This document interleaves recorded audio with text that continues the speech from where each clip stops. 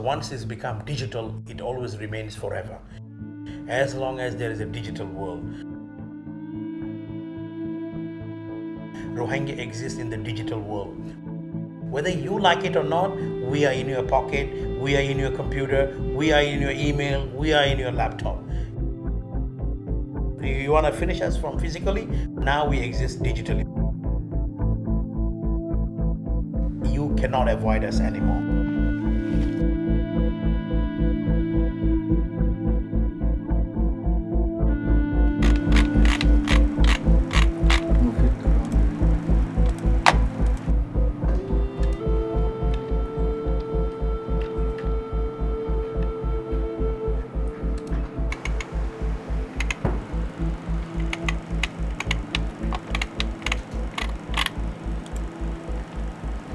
Headline, your script. That's the headline for today.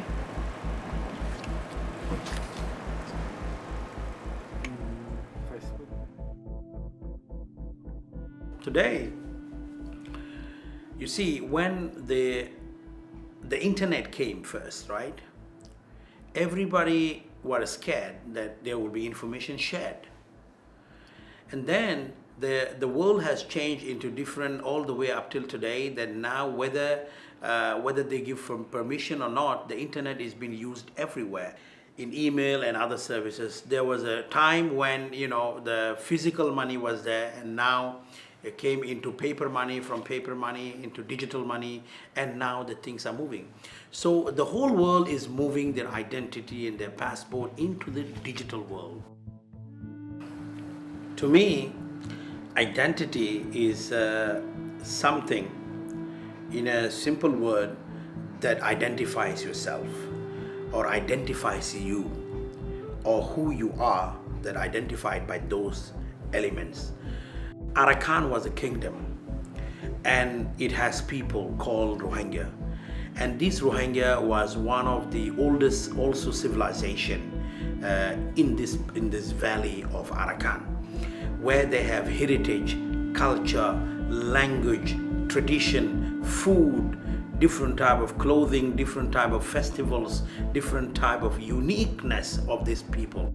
So all those elements that we have, preserving those and making sure that it continues generation by generation, is preserving an identity. What happened today, whatever people see now, is the product of a genocide from a nation. When Burma invaded Arakan, and we became from a nation to a minority. From a minority, they made us into a stateless. From a stateless today, we are homeless. From homeless today in Bangladesh and other countries, we are foodless now.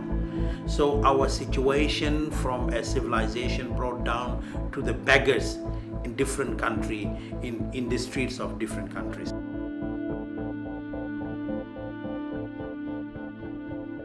Rohingyas are designed now, purposely designed to rot, where Rohingya can never come out of this limbo.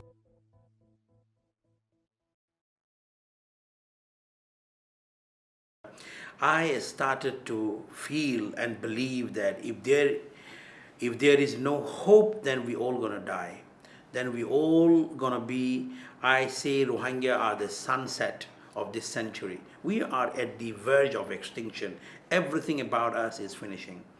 If we do not do anything about it, if we do not do something about it, then this will the end of this. As a lot of animals disappear from the world, I think Rohingya will also disappear very time soon, and it will be in the history book. There was a race, there was a people, there was an ethnicity called the Rohingya. I do not want these things to happen. I do not want these things to end up in the history book. So to do this, I have a dream. I believe that I can build something which all this while been built in many pieces and pieces. For the last 70 years, everybody is looking more traditional way to solve Rohingya problem. Now we want to change the dimension. We want to look into the future. How future is coming. Future is going into digital. Future is going into virtual. Future is going into more physical, non-physical stuff. So if we can virtually organize, if we can do this in a way that people can really take advantage and get out of this limbo, giving them some hope. So this idea that I and some other friend started to build is how can we develop a virtual community or a way that enables Rohingya to do something. One of the main reasons now Rohingya is totally been dysfunctioned is because their identity is being taken. Their things has been taken. But at the same time, if you really look at the source of identity should be human being, not a piece of plastic. If nobody gives you an identity, then you should be identified yourself. Then you should be given the right. This is the human right that everyone should be given the right to identify themselves and as a nation, as a person. So we are now thinking of self-sovereign identity that developed by the Rohingya and managed by the Rohingya with the consensus so that this identity can act as a form, as a source of identity to access different services. We need to see how can we look into our problem and using different ways, using technologies, using some sort of ways to survive and to put these people back on the map, back on the world, back on their feet, which is very, very important to make a sustainable way. Today, we have an amazing and phenomenal technology, which is a blockchain technology. We are coming up this self-sovereign digital identity that runs on the blockchain because blockchain is a decentralized mechanism. A lot of people say blockchain is a disruptive technology. I call it institutional technology without institution. It is a governance system without a government. It is a system without any maintainer. So it means that there is no corruption. It means that there is no people intervening. Most importantly, Rohingya are one of the largest victims of centralized institution. We have been part of Burma before the British and after British, all the way up till 1982.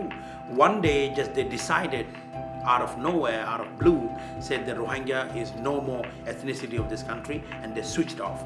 They revoked our citizenship. This is the victimization of centralization, that when you have the authority. I believe if this technology existed in 1982, we would not be a stateless. So with this digital identity, the very basic human right that they have been ripped off by the Burmese government will be reinstated, would be given back to them to identify themselves. And then using this digital identity, giving them access into virtual financial system where they can send and receive money, where they can do business, where they can purchase, where can they. So now enabling them financially, uplifting them from the poverty, from the culture of handouts and waiting to beg left and right, and making the generation into beggar generation. So using this blockchain-based Rohingya digital identity and give them financial access and a decentralized, a secure methodology that at least giving them the hope that there will be a better life that we can figure out if we can survive from this harshness, from this brutality, then we can set an example to the rest of the world that whoever, wherever they are, persecuting people, that no matter whatever you do,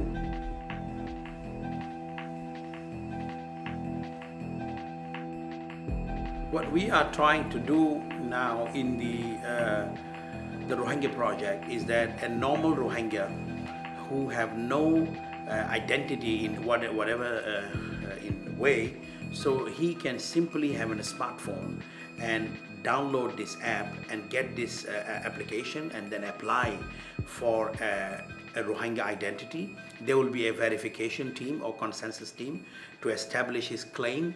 Once he's been verified, and then he will get a digital identity in his wallet, and this digital identity can access to a entire virtual world, like financial services, maybe getting into loan, doing business, buying and selling, and maybe getting into healthcare. Wherever we can help this to expand, we will try to expand it. And maybe in the future we are looking into also something, a digital blockchain based passport for the Rohingya. Maybe they can travel. So we are looking with all this digital solution of digital identity, maybe digital passport, and maybe virtual community, in a sense that so these people can have a whole virtual state, virtual nation. A digital identity that we are trying to develop is based on some very high and secure mathematical formula that can prove that this is, cannot be copied, cannot be altered, cannot be this. So that brings the legitimacy of the identity using this kind of technology such as blockchain.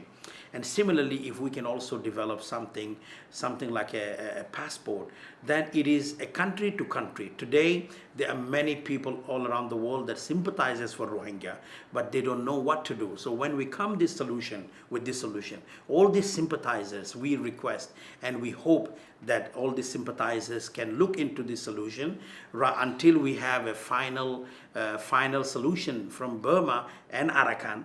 We might not solve the entire statelessness issue, but if they accept us on a temporary basis, then people will be able to move from one place to another.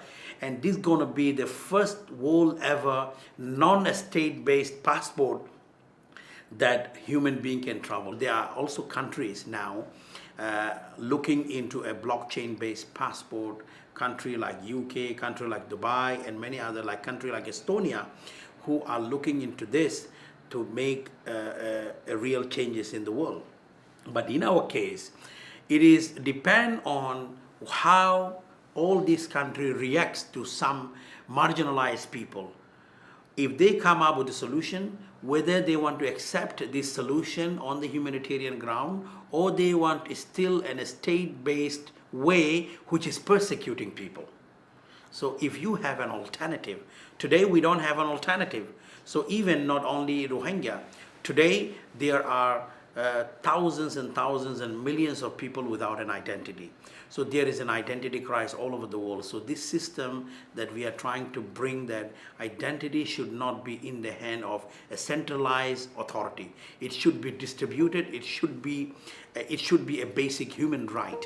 So when people will accept this, nation state will accept this, then when governments will accept this, then it will make it more easy. As we go along, this technology and this idea that even is in the agenda of United Nations as well, that how do we give an identity to those who are stateless people.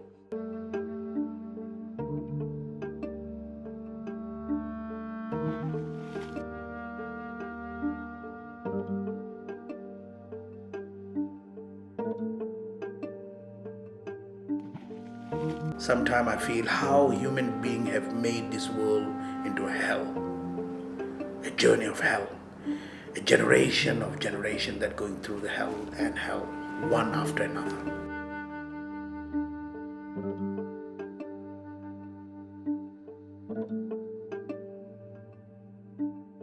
Every moment of life is a risk. The next moment you don't know if you do not calculate this moment. Next moment you might not exist in this earth anymore.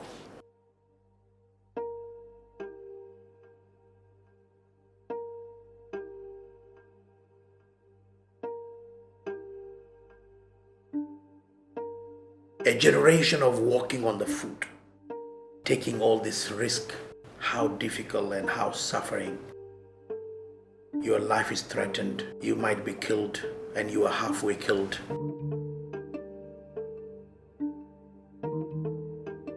There is no option left.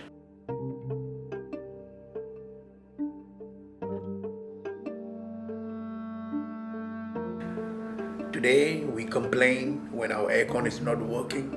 We complain when our car is not broken. We complain if we had to work just a few meters. My mother has walked 5,000 miles.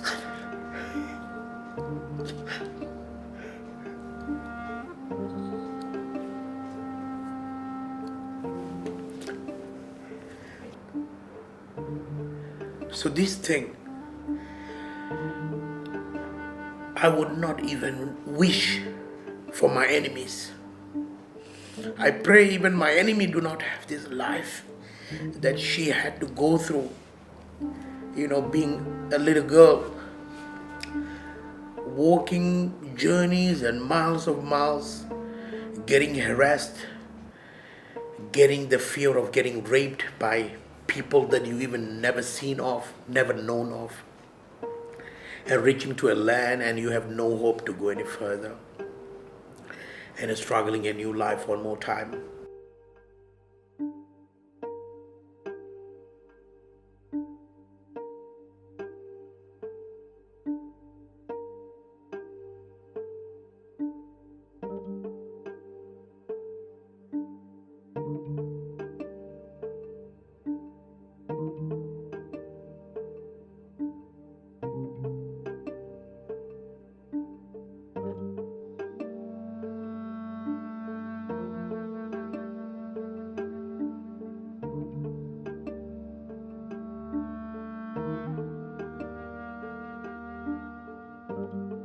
My mom has started to work as a child labor in a carpet factory.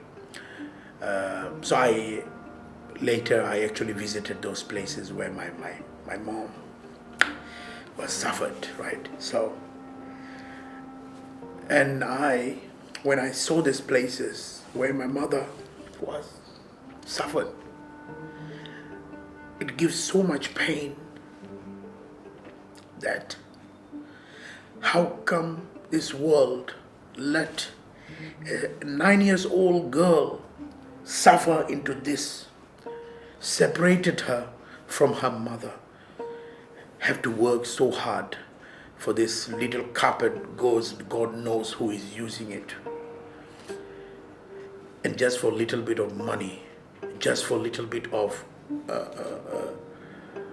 thing that they can survive.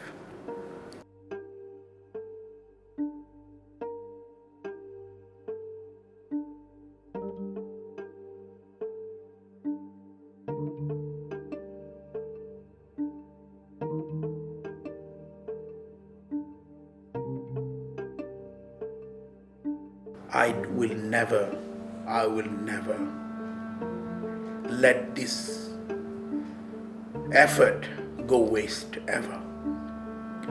This has to come to a conclusion.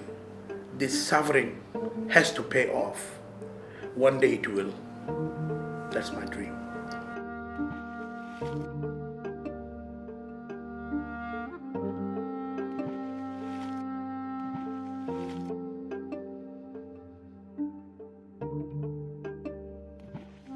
Rohingya language has also a written script which has been practiced for many years and decades, but which was also persecuted by the Burmese government. Anyone who uses it, anyone who teaches it, anyone who has it are persecuted. But people in diaspora started to write this, started to preserve this. I became personally involved from 1995, which is 20 years ago. So when you Unicode it, it comes with a lot of things. It opens up a lot of doors. Now people can send emails to each other. Maybe people can send WhatsApp messages to each other. And not only that, then there will be subtitles of different countries, of different languages. It can be subtitled in different videos. It can do that. And now people can create different content, create books, create magazine, create newspaper. It opened up a different world. If Burmese government and a Burmese military has a smartphone in his pocket and we exist there now, he want to destroy us now, we are everywhere now.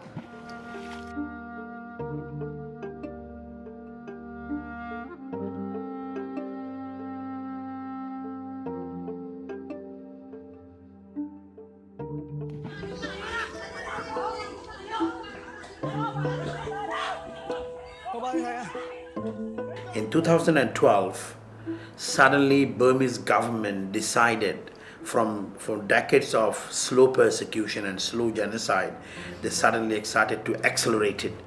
They start killing people in different township, and people are start to fleeing and so on, and burning villages and killing children in from 2012.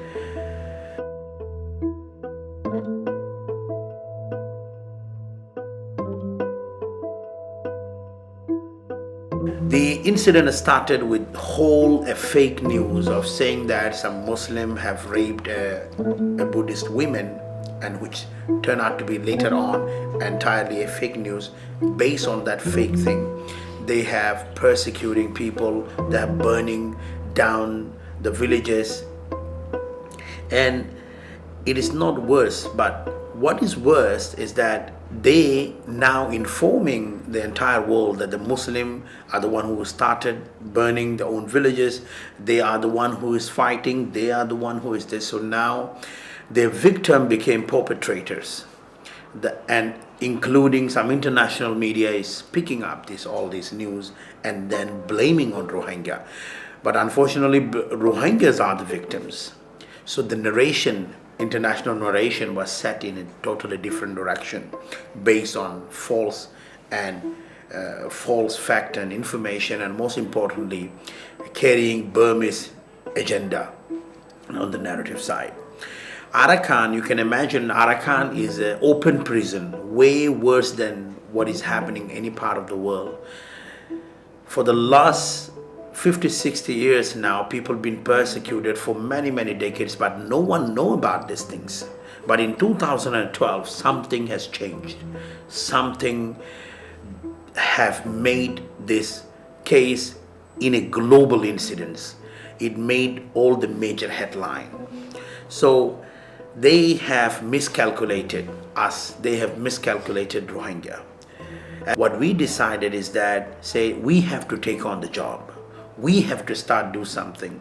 So I have started to ask many different Rohingya to come together in a platform where this our vision has started, have gave birth. The plan was, how do we empower the local Rohingyas so that they can report us and then we can report global. In the other hand, Rohingyas are not allowed to have smartphone. Rohingya are not allowed to have access to internet. Only Rohingyas. So we have smuggled tons and thousands of smartphones in Burma. That's where the entire game changed. And then when we have started to train people, how do you film it, how do you record it, how do you get this information, whatever equipment we have, a smartphone, and then later on we have no electricity inside, then we have smuggled all the solar panel, and some of them already had with them, so we have trained them. And those days the internet connection, we didn't have it, so we had to record it in a memory card and cross the border, cross the Naf River into Bangladesh and looking for internet where they have internet connection. Those days internet connection is way slower than what we have today, so they have to use hours to upload and send it to us.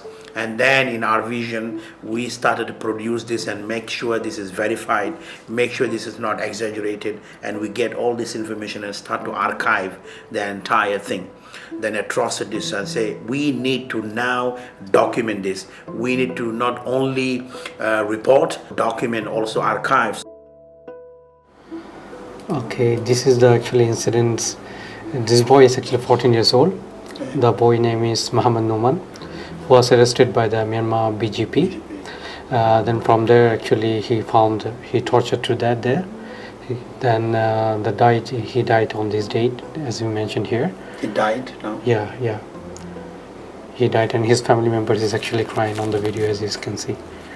Can we have a look at the video now one more time? Yeah. Put the audio.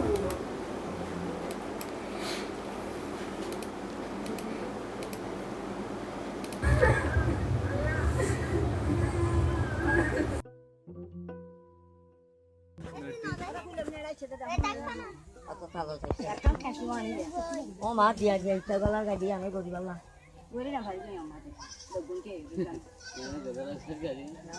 তো কানে বিড়াই বোঝাই দিয়ে পুরো হবে না ওই যে ডাক রাশিয়া তুই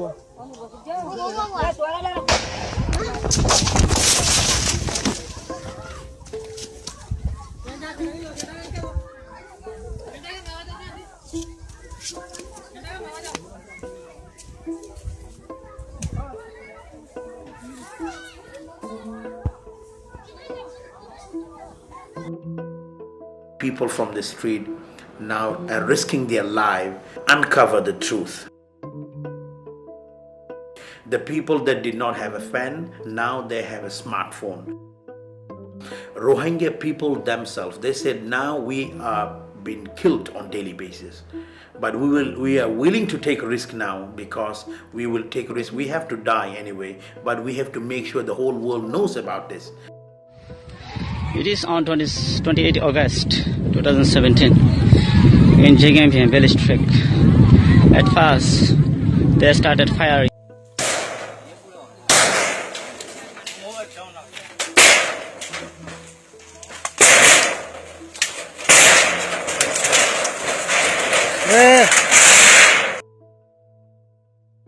So we started to build an entire archive, atrocities of rape, testimonies of rape victims and people who are burned, people who are killed.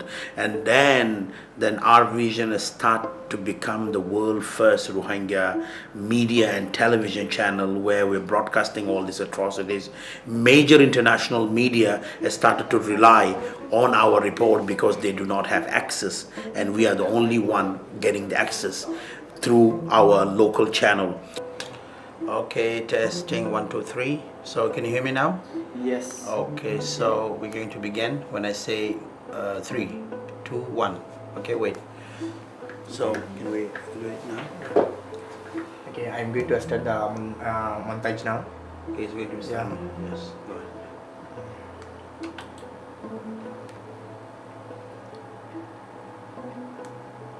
3 2 1 go. আসসালামু আলাইকুম ওয়া রাহমাতুল্লাহি ওয়া বারাকাতুহু আজ 13 তারিখ ডিসেম্বর 2018 আজ হবল অনর ফতে আছে আয়াশমির ফলেশ্বরত সাই আজার খবর আসুফিয়ত We can somehow happily say that our voice is heard.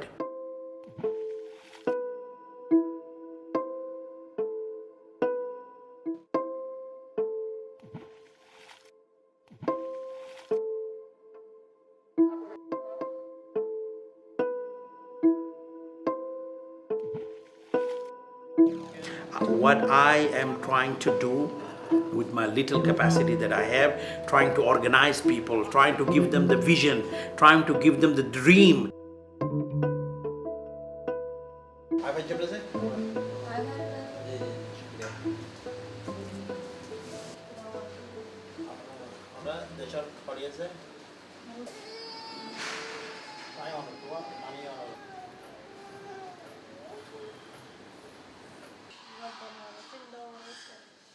We have to dream. If we do not dream, we will die. We will collectively die altogether.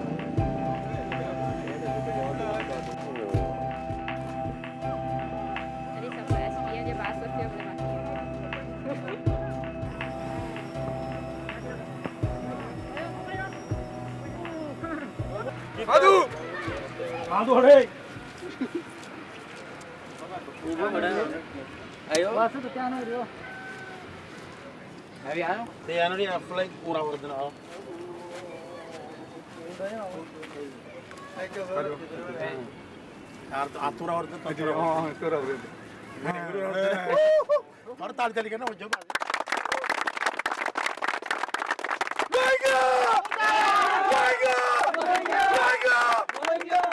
have so many Rohingya in different countries, and everybody plays football, but there is no meaning to it. There is no vision. There is nothing exactly about this. So what we did is that I came up with an idea with a couple of people. I said, "You guys play football, but there is no vision. There is no mission. We are not reaching. So it's just for fun. Why don't we do something that is for fun, and at the same time we reach to a goal?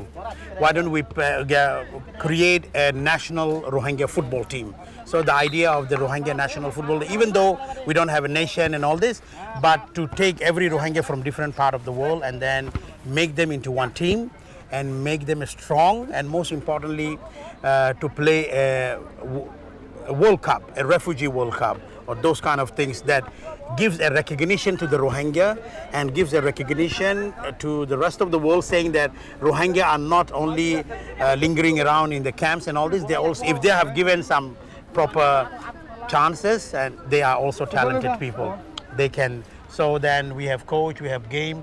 Today we have more than 25 teams all over here in Malaysia. We have a team in Ireland, we have a team in Canada, we have a team in Saudi Arabia, in Bangladesh, many others. So we try to put this team together to play against the Rohingya and against each other, and then make a strong team to play with against other community. Here in Malaysia, we have played with many other communities.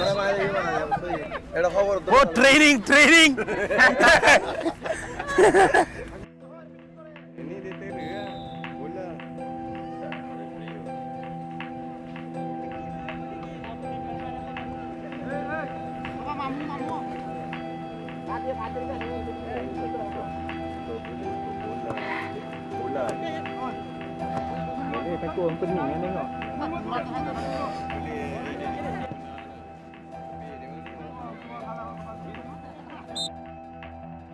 RFC is not only putting people together, at the same time giving a message to the international world that we, even though no matter how hard your life is, no matter you are a victim of a genocide and you are having a troublesome, but if you really try, you can make success out of nothing.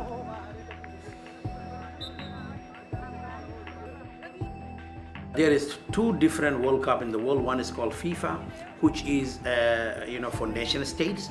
Another one called CANIFA. CANIFA is for refugee, stateless, de facto nations, and so on. So we have been nominated to play a refugee World Cup. So when we've been nominated to play a refugee World Cup, some of the Buddhist leaders, they thought that they have nominated us in the FIFA World Cup without understanding. They thought that we have been nominated on the FIFA rather than CANIFA. So they started to say that we will write letter to FIFA that no Rohingya should be allowed to play football with us, no Rohingya should be allowed to do this. Yeah, this is some of the peaceful ways we are now demonstrating to the world that no matter how hard you can try, we are coming back. We are coming back again with a strength, with peaceful message to you. We are proving our existing through meaningful way and peaceful way.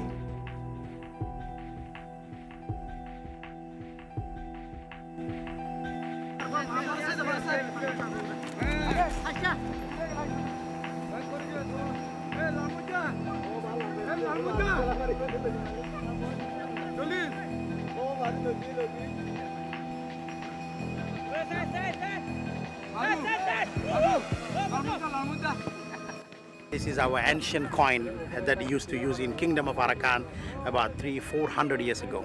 So we put this, we consider this our as kind of flag and emblem flag.